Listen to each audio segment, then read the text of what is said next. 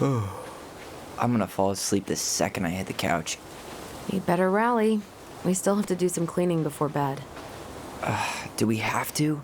Hey, whoever packs the most gets the big couch tonight. Whoa! Shit. Alyson. I'll get the fire extinguisher.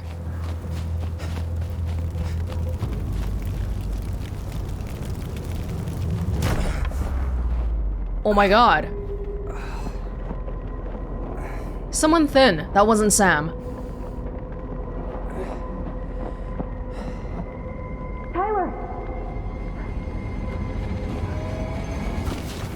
Tyler, are you all right? Hey, the fire! The fire! Alyson, barn.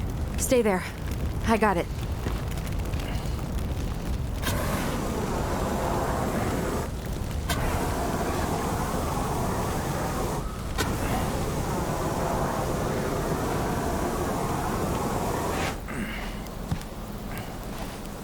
How hard did he hit you?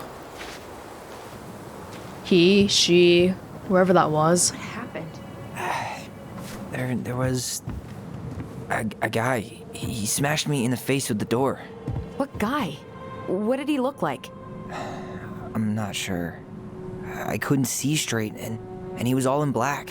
God, why would someone try to burn down our barn? How did they get in? I don't know. But I'm going to find out. We have a key on this. A damn broken door. Let him right in. Oh. Oh. I know they're probably trying to make you think it's the Mad Hunter, but that guy was I might different. have found something. He was different from the hallucination or whatever we saw from that Mad Hunter in episode 1. That one was like much thicker and stuff. That person had a different build. Search the barn.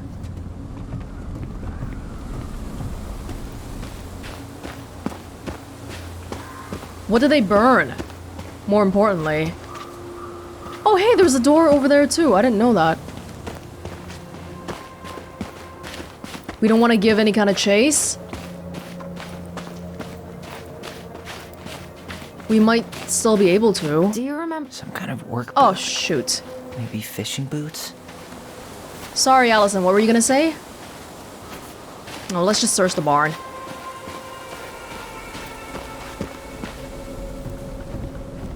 Well, at least he left us the junker. So, did Chief Brown teach you how to put out a fire? Nope. I taught myself. Using a fire extinguisher. That should be easy, right? Because, yeah, it's supposed to be an emergency thing.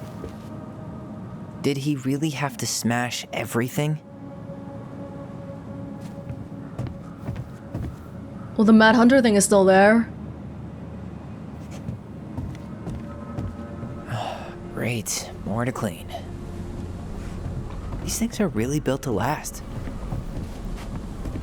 Hey, Too bad he wasn't after come this. take a look at this. He went looking under the rug? Oh, is there a secret compartment? He went looking under the rug? This gas can was already here this morning. He didn't bring it with him.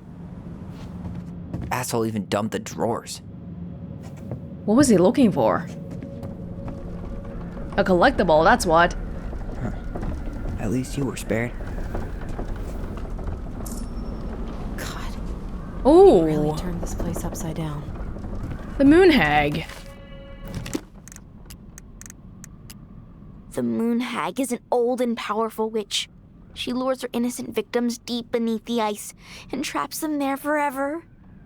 We're picking up the Moon Hag here. Was that really a guy?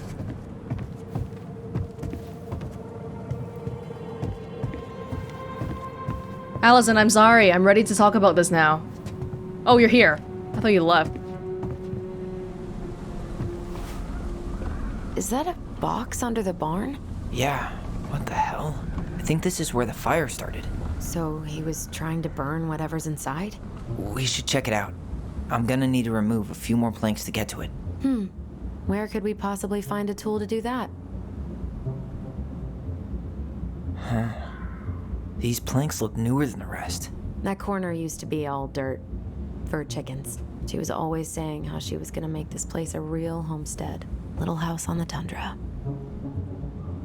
Is that a box under the barn? Yeah, what the hell? I think this is where the fire started. So he was trying to burn whatever's inside? We should check it out. I'm gonna need to remove a few more planks to get to it. Where could we possibly find a tool to do that? Tools should be inside there, right? Why did the person... None of the valuable stuff's missing. Yeah, if they really wanted to get rid of it, why don't they just burn down the whole barn? No, they specifically only wanted to get that one spot. This guy went on a tear. Oh, I thought it would be here. It's a windy day today.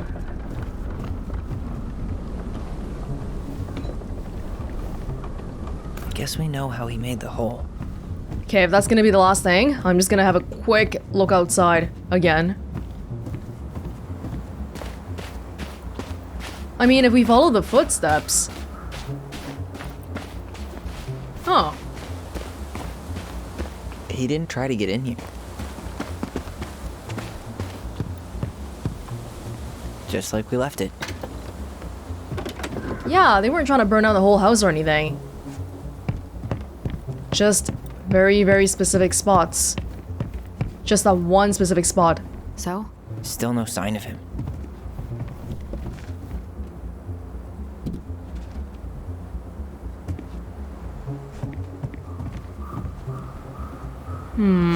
They probably left already. I can't imagine that they would stick around for that long. But how would they even leave? I don't even know. You think he went on the ice? Not likely.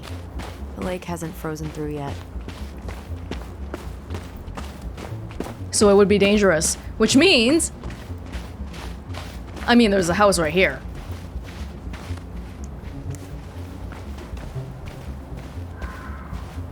Hey, what are you doing? Yeah, okay. I'm doing things out of order. Okay.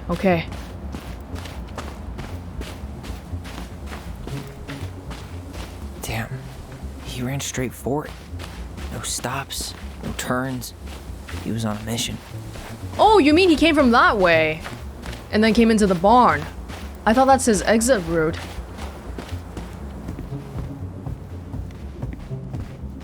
He went looking under the rug. He used this to start the fire. He went Everything's looking Ah! under the rug?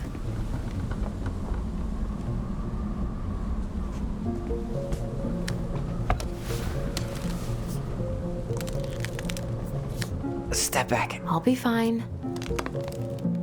It's a safety precaution.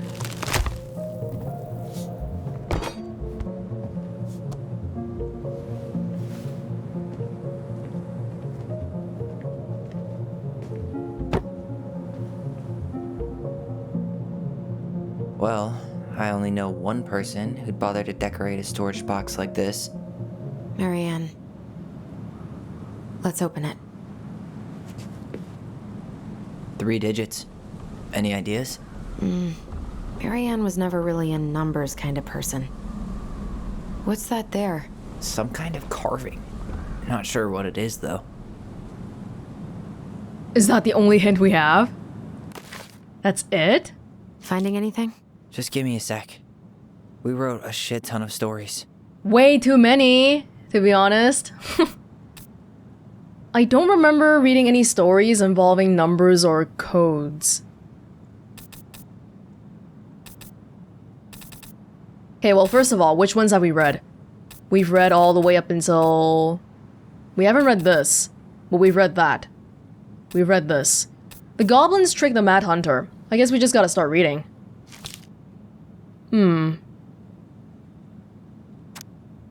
Once upon a time, in a castle just beyond the ancient and deep forest, the Mad Hunter was punished by the Gold Lady for failing to return with a wise princess.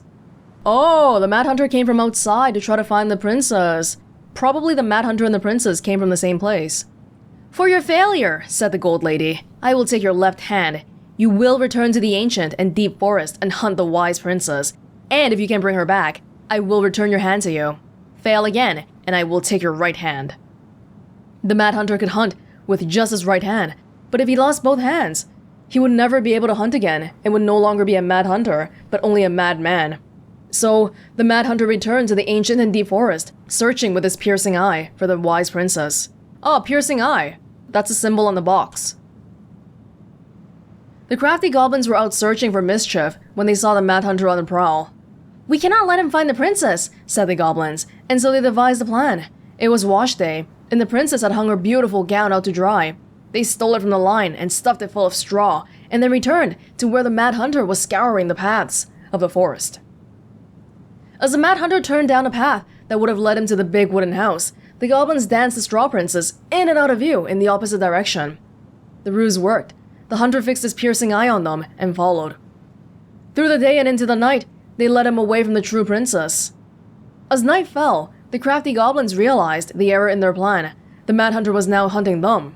If he caught them, he would not be kind, so they put their heads together to come up with a plan. It did not take them long to realize where they should go. They led the mad hunter to the edge of the deep and icy lake, and when he came into view, they weighed the fake princess down with stones and dropped her into the frigid water, careful not to plunge into the depths themselves, lest the moon hag take her revenge on them. The mad hunter removed his clothing and dove in after the fake princess. He followed the shape of the sinking princess deep into the chilly water, down below where ice covered the lake's surface. Finally, he caught her. But when he spun her toward him, he realized she had no head and that her body was stuffed with straw. And then he felt a slippery fin brush his shoulder as the moon hag loomed overhead. The next morning, the princess went to retrieve her gown from the clothing line and found that it was gone. She immediately suspected the goblins of mischief and called, "Goblins, did you take my gown?" The goblins emerged from their cave and nodded sadly. "Now, what will I wear?" asked the princess, sad and angry that she had lost her only dress. "Let us explain," said the goblins. So they told the princess the story of the mad hunter, and they produced his clothing, which was a bit large for the princess but much warmer than her beautiful gown. She immediately forgave them. "Thank you, my friends," she said, "for rescuing me, and for this clothing, which will keep me much warmer in the winter than my beautiful gown." The mad hunter was forced to remain below the lake with the moon hag, but she did not kill him, because even reduced to just one hand, he was too useful a servant. Lo, he plotted the day he would emerge to once again hunt the wise princess and earn back his left hand. And that is the story of how the crafty goblins rescued the wise princess from the mad hunter. Goblins rescuing the princess. A bunch of kids rescuing the mom. Falling into the lake. That's what happened to Marianne. But somebody who's lost an arm? We definitely haven't seen that yet. Okay, we can keep going in order, but I feel like, well, now would probably be a good time to read this one, right? The mad hunter gets his hand back. Wait. That means he succeeded in getting the princess. Once upon a time, in a deep and cold lake near the ancient forest, there lived an old seal who was a powerful witch. After angering the Ice King, she had been bound to the lake, allowed only to venture out when the moon was full, and only looking like the hag she truly was. For years, she dreamt of vengeance, all alone within the deep lake among the corpses of her many previous victims.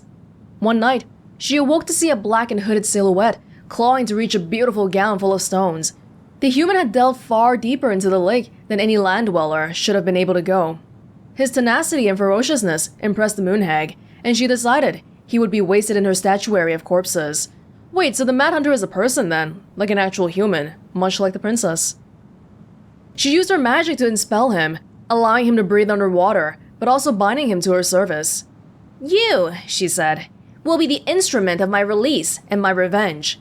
For you and I together will kill the Ice King." The moon hag had never heard of the mad hunter, and she did not know the power he wielded. She could only tell he was a hunter, and her lust for revenge blinded her to the threat he posed. She gifted him a hand of ice, which was not as nimble as a hand of flesh, but allowed him to serve her better than no hand at all. The moon hag spent years devising the perfect plan to kill the Ice King, and years more moving all the pieces into place to execute it. In the meantime, the mad hunter served her, guarding her chest of treasures and plotting his own plots. Finally, everything was prepared. The full moon rose, and the moon hag stepped on land, giddy at the thought she would never have to leave again if it did not please her. She brought the mad hunter to his post, a jagged peak of ice and stone from which she would loose the arrow that would slay the Ice King. Before she could go, he put forward a proposal. "Moon Hag," said the Mad Hunter, "if you grow back my missing hand, I would be certain to hit the Ice King with my arrow. We would only have one shot, and I would hate to miss. You're a powerful witch, so you'll be able to craft ties to bind me to this place that I cannot break." The Moon Hag considered it. "All right, I will grow back your hand and then bind you here with ties that will not break." She cast a spell, and the Mad Hunter's hand of ice was replaced with a hand of flesh. As the witch left to complete the next part of her plan, the Mad Hunter grinned wickedly in the moonlight. After a short time, the Moon Hag returned, luring the Ice King into the Mad Hunter's line of sight. "What is this about, Moon Hag?" asked the Ice King. "Many a long year have you bound me to the lake," said the Moon Hag. "Many a long year have I been alone in the dark. That ends tonight." She cast a powerful spell that made the Ice King slow to react, and then gave the signal. "Mad Hunter!" she cried. "Let your arrow fly!" Nothing happened. She twitched nervously. "Mad Hunter!" she growled. "Let your arrow fly!" Still, nothing happened. The Ice King, meanwhile, was striding toward her, slow but furious. The Moon Hag fled, running first to the jagged peak of ice and stone, where her servant should have waited. But the peak was empty. The ties had been broken, and the Mad Hunter was gone. For in the end, he was the more powerful of the two, especially once he had two hands. When the Ice King finally caught the hag, his furious voice could be heard throughout the forest. "For your wickedness, you will be eternally bound to the lake. You will no longer be allowed to leave, not even under a full moon." The Moon Hag was imprisoned in the lake, and she never again tried to escape. And this is how the Mad Hunter escaped the Moon Hag, and how he got his left hand back. And that's the last story here, so this is like not happy at all. Where did he go? So the Moon Hag is supposedly still in the lake right now. But that doesn't really help with solving this puzzle. It's a 3-digit code. I think we just need to break the lock. There must be something in here we can use to get it open. Preferably without destroying the box. No, let's not destroy it. If we can do it, let's try. Hey, doesn't that carving look like the secret keeper from the Book of Goblins? Oh, I thought it was a Mad Hunter's piercing eye. Secret Keeper? We've read about that one with a voice. Oh, that symbol. I see. That's it. Look, it's the same symbol, the Secret Keeper. Well, let's see if we can find any numbers. Oh my god. Paragraphs! Paragraphs! I'll never stop advocating for this. We've read this one already. This is the one where the moose gave a secret to the Secret Keeper, and the goblins wanted to know it. Oh, so now that we know the moose is Eddie, it means Eddie has a secret. And then the Secret Keeper ended up giving the voice to the goblins, but they could only use it with each other. But they got it by stealing the Secret Keeper's stuff. At first glance, I don't really see numbers, but we can keep looking. Oh! Oh! Did you see it? 1, 3, 0. It was on the actual pages. Wow! Does that mean that Marianne expected that we would be able to open it? Or did she just write this for herself? That did it.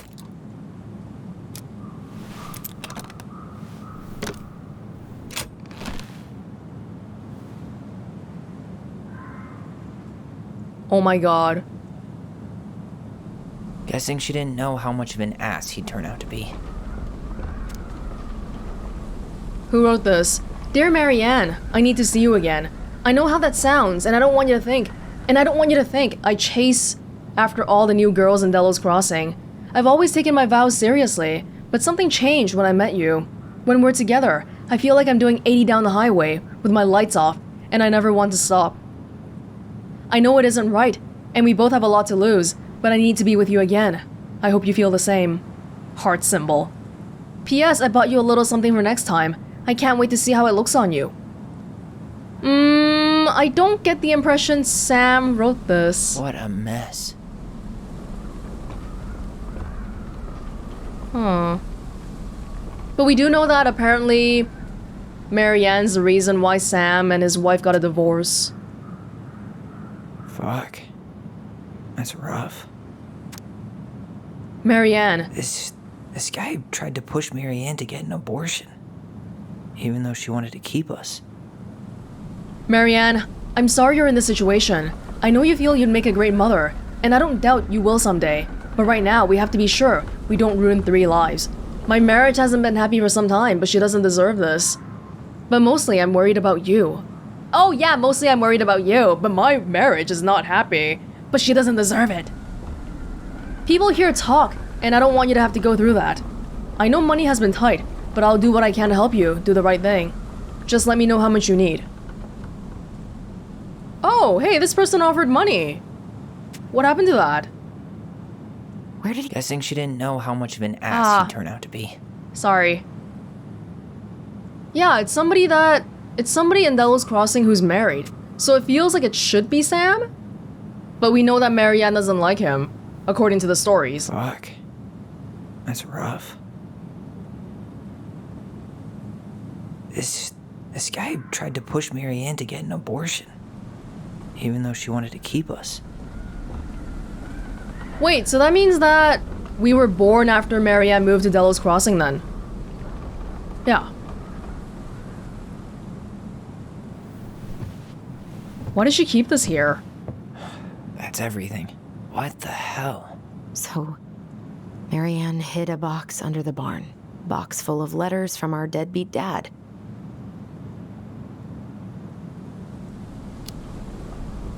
He turned the whole place upside down and didn't take anything. All he wanted was that box. And he was willing to burn down the barn to get rid of what was inside. So, I think he was wearing fishing gear. Fishing gear? Does that mean... Let's not jump to any conclusions. Half the town's probably got the same gear. We know Eddie fishes, but as far as we know, he's been single the whole time.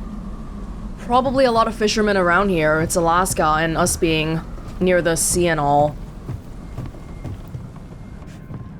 Yeah, since we found the moon hag thing here, I thought it might have meant that the person represented the moon hag, or the other way around, but if it's really a guy... I'm not that sold on the whole thing yet, though.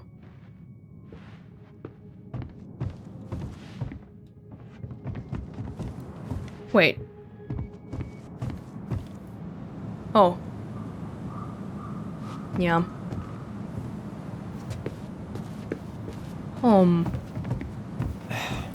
Did he have to throw everything on the ground? He's really stupid because if he didn't come in looking for it, nobody would have ever discovered that.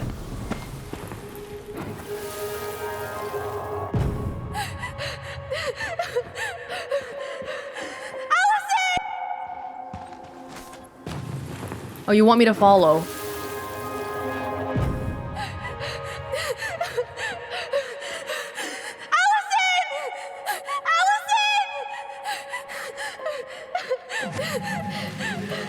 Why are we seeing this? I don't know about you, but I haven't forgotten anything about that night. I would have said the same thing, but something felt different. I need to see the rest. But you know what happens down there. That's the thing. I'm not sure I do. All right, let's go. She really doesn't want to do this.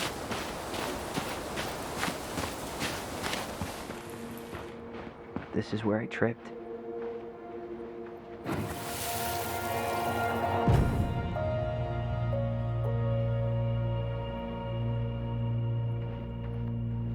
The Mad Hunter. Oh, I didn't look over there. There was someone here that night? In the woods? No. It was just... I saw... Who the hell did I actually see? This is the cutscene that we saw at the end of episode 1, where Tyler was running towards the docks, and then he looked over here, and there was a person.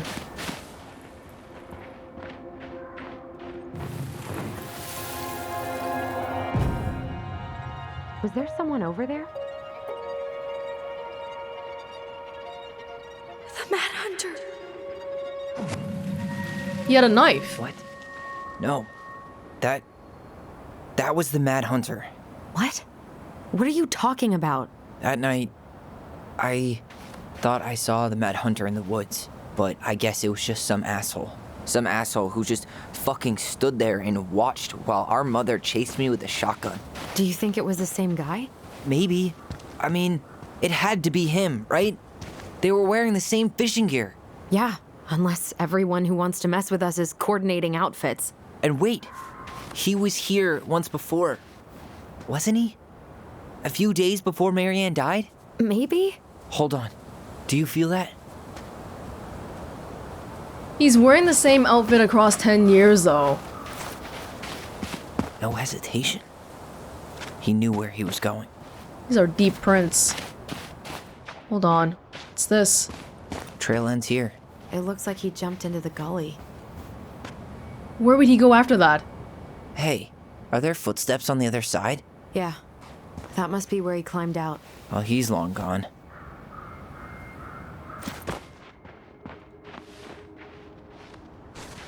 Where's my memory?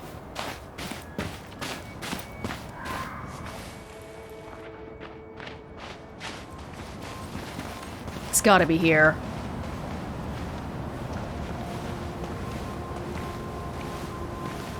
Tyler, not there. Our mother fought with someone on the dock about us. We need to know if it was the same guy. But what if it's not that memory? What if it's... I can't go through that again. We have to take that chance. But do we really? I mean, someone just tried to burn our barn down. Yeah, and that means we've got to be close to something. I'm not going on that dock.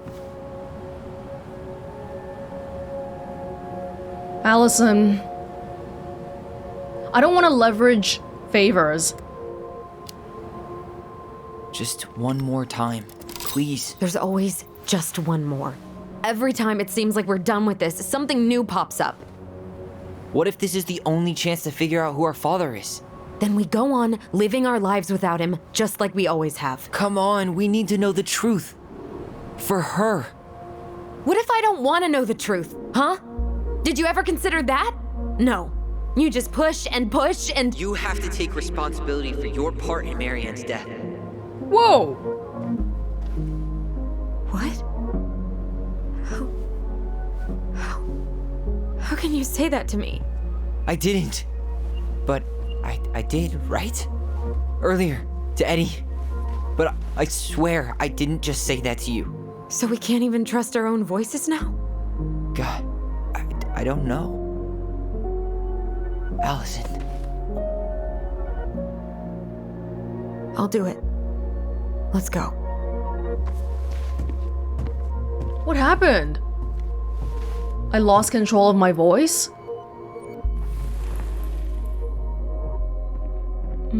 Thank you, Alyson. I know this is hard.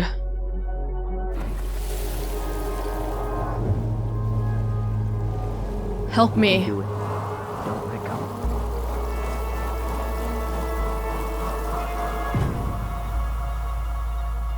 Ouch! Watch it! You're stepping on my foot.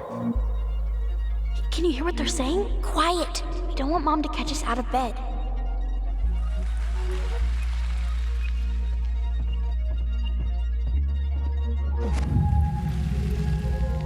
I told you that would happen. We almost had it, though.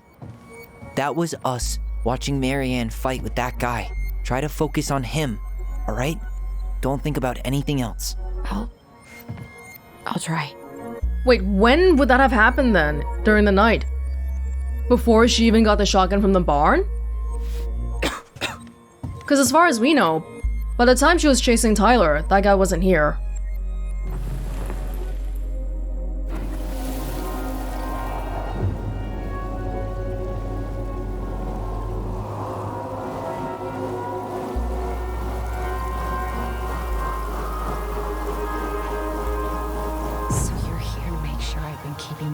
Shut.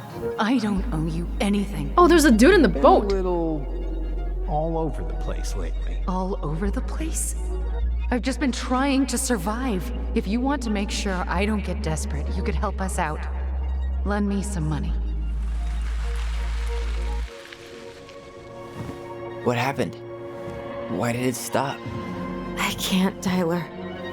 But we were so damn close.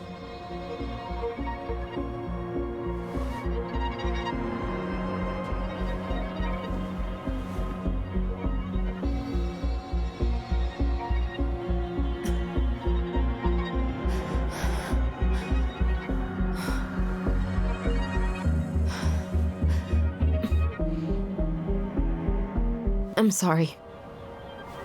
But I'm done. That's it?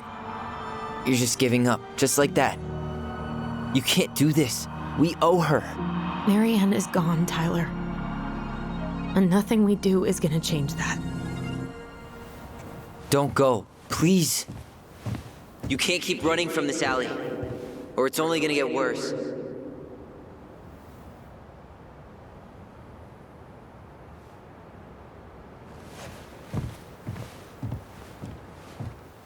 Is Alyson keeping any secrets? So you're here to make sure I've been keeping my mouth shut? I don't owe you anything. Ouch! Watch it! You're stepping on my foot! Can you hear what they're saying? Quiet! We don't want Mom to catch us out of bed. Make sure I don't get desperate. Oh, Tyler didn't have his hair cut yet. Lend me some money. There's no money. I've never asked you for anything, but right now they need you. It's not gonna happen. I've got everything I need to nail your ass in that barn. And just what do you think happens after that? What do you mean? Well, if those kids have a father, you really think there's a court out there that'll let you keep them? No! You have no claim to my children. Get the hell off my property, now! If you ever come back here, I'm going to kill you! Oh! Listen. I'm going to kill you! Might be a misremembering. I'm going to kill you. No. I'm going to kill you.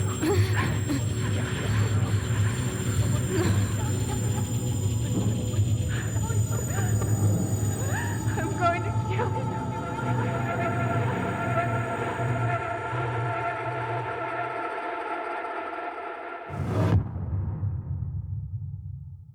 Oh, Alyson.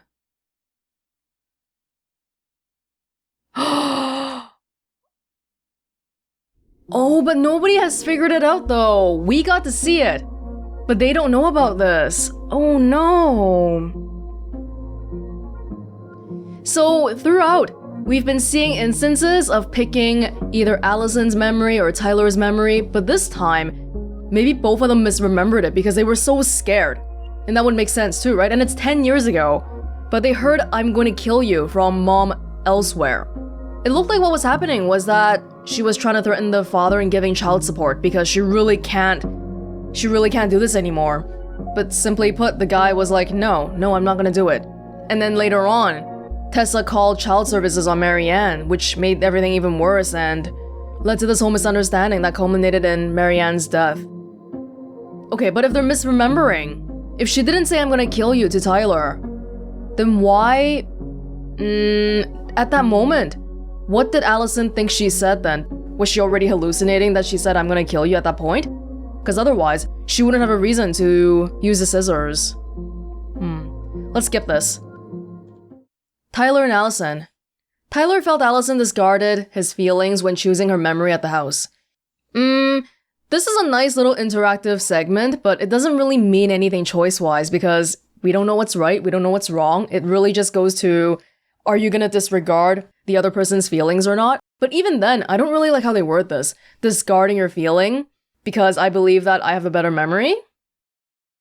It's very 50-50, but this one's more of a probability thing. It doesn't really represent any meaningful choice. Tyler didn't feel hurt about needing time when Alyson accepted the house showing. Most people refused.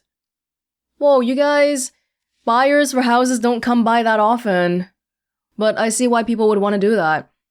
But looking at Alyson's condition here though, she's basically been tagging along Tyler in wanting to know what happened 10 years ago, so I do feel like if it was just her, she would definitely accept the appointment. Alyson felt let down when Tyler couldn't forgive Eddie. Minority here. Yeah, I think most people have a tendency to make the forgiving choice most of the time, and this is not looking very good for me, is it? In terms of the twins' bond, I'm just... Well, I mean, even this one, though. It's one or the other. If I choose the other one, it's gonna be Alyson felt Tyler disregarded her feelings, so there's not much you can do about that. This one, I decided mostly based on Tyler's reaction during that scene. It just didn't seem like that kind of atmosphere where he was willing to forgive. Eddie was sorry that Tyler couldn't forgive him. Same thing. Michael was heartened by Tyler's compliment. Majority. Tessa felt grateful the twins kept her in their lives. And actually, more people forgave Eddie than Tessa, by 1%. Although in my case, I do feel like it might have been a bit weird because Tessa's the originator of the complaint, the child services complaint. Eddie was a messenger. But I think Tyler asking what she felt about him right before that really helped too. The whole thing about whether she was willing to accept him as a person.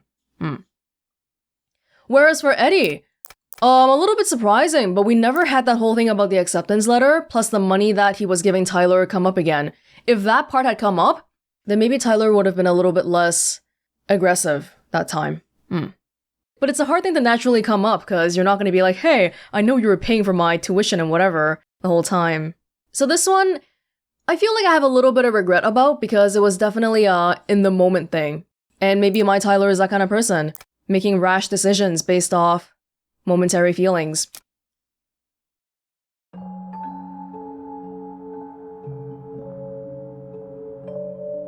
There's something else. Look at this. What do you think? Should we give it a shot? I think the crafty goblins have one more hatch to sneak through. Let's go.